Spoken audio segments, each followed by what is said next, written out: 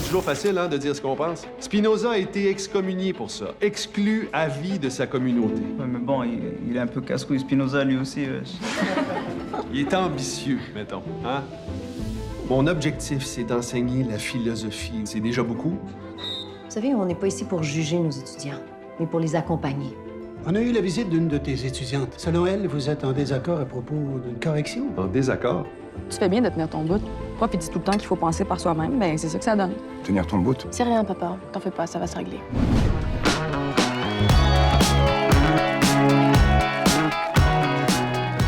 C'est une révision. Bonjour mademoiselle. C'est un film présenté ici, qui représente évidemment le Québec au Festival du film francophone d'Angoulême. On va dire un mot d'abord, évidemment, vous la réalisatrice Catherine Terrien, de ce film et surtout du sujet du film.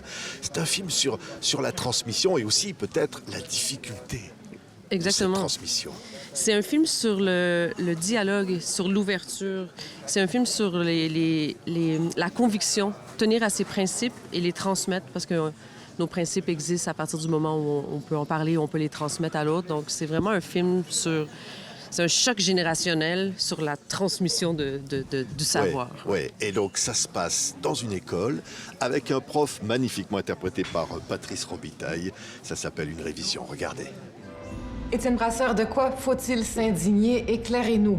Du conformisme, des jugements préfabriqués. Vous attaquez les minorités religieuses, ça commence à pencher pas mal vers la droite, votre affaire. Ça paraît que vous avez pas lu mon livre. Faire traiter de fasciste à la radio, ça, je t'avoue que ça me dérange. Mademoiselle Abdelli demande à ce que l'affaire soit entendue par le comité. Il faut procéder. Si on me donne tort, c'est la porte. Ce qui compte d'abord et avant tout, c'est ta classe.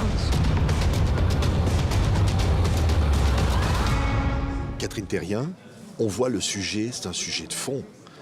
J'allais presque dire au cœur de l'actualité. Parce Absolument. que qu'a-t-on le droit de dire ou de faire à l'école, y compris pour un prof de philo, quand il a en face de lui une élève, magnifiquement interprétée à côté par Nour Belkiria, qui va contester cet enseignement. Mais oui, c'est un film sur la prise de parole. Donc, il y a cette urgence de prendre la parole pour le personnage de Nassira. Et il y a aussi urgence de tenir à ses principes pour le personnage du prof de philo qui n'existe que par sa croyance fondamentale en la raison. Donc, c'est vraiment un film sur cette incapacité à communiquer, à se rejoindre, mais qui finalement aura un dénouement tout autre. Oui, Nour, votre personnage, elle est dans ce conflit, à la fois du côté de son père, sa famille, la tradition, la religion, et puis l'enseignement de ce prof.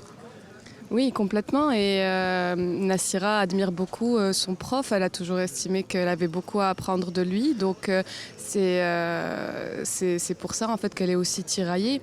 Et voilà, en fait. Oui, tiraillée. Et en même temps, évidemment, on ne va pas raconter l'histoire, parce que ça va évidemment aller très très loin. Votre personnage aussi, Rosemary Perrault, il est au cœur de cette, j'allais presque dire, de cette dramaturgie.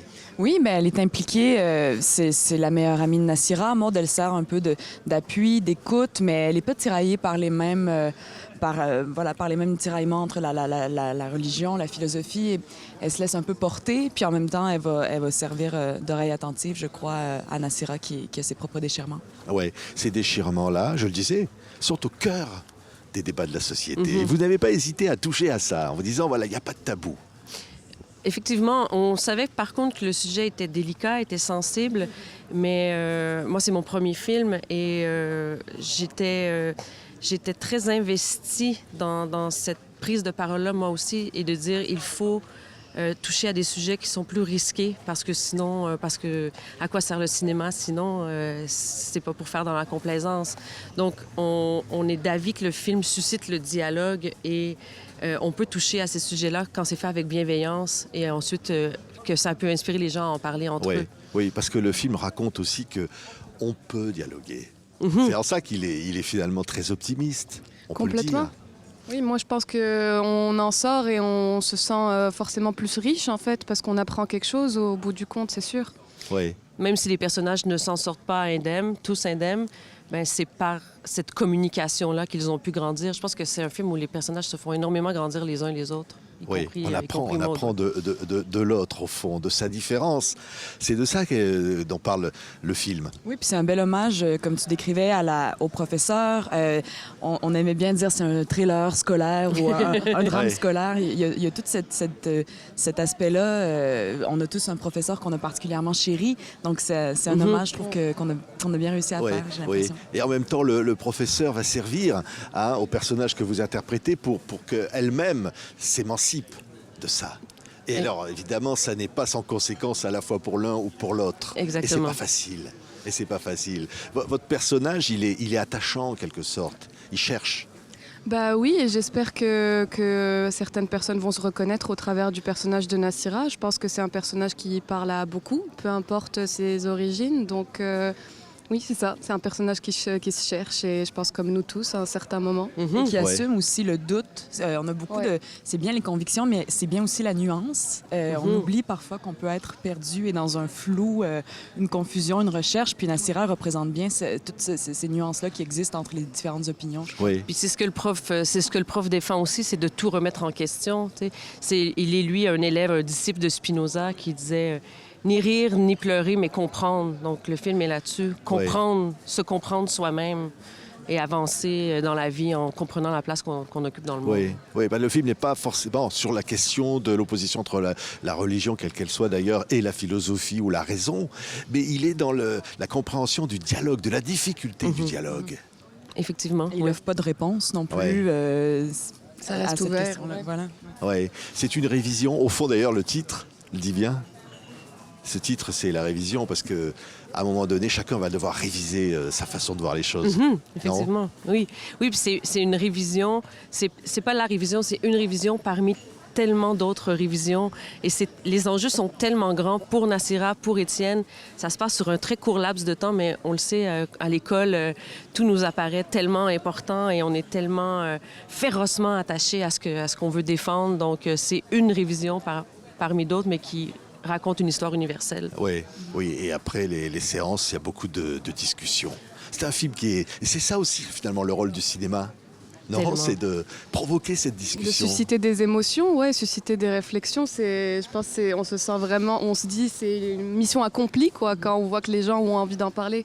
Oui, parce que comme c'est un film sur la prise de parole et de sentir que les gens ont envie de dialoguer après et de dire...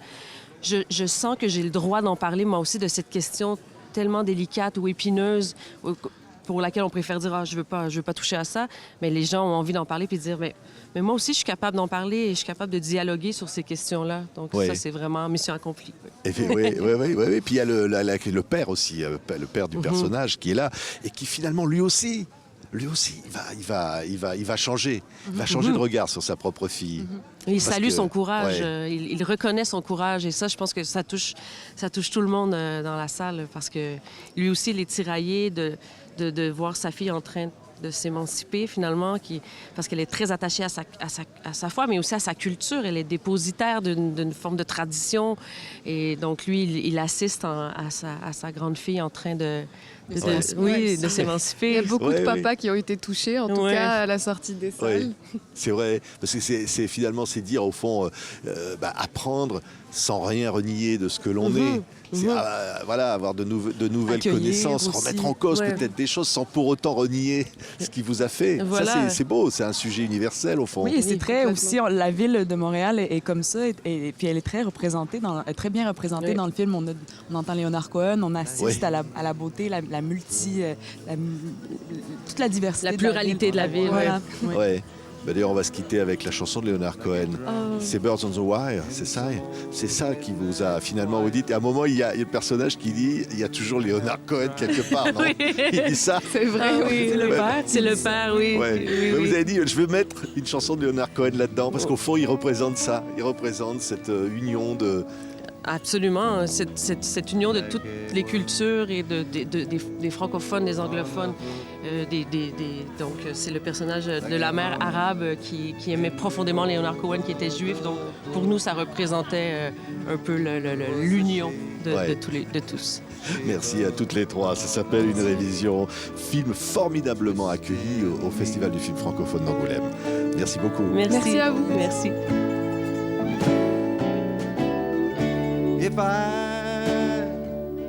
If I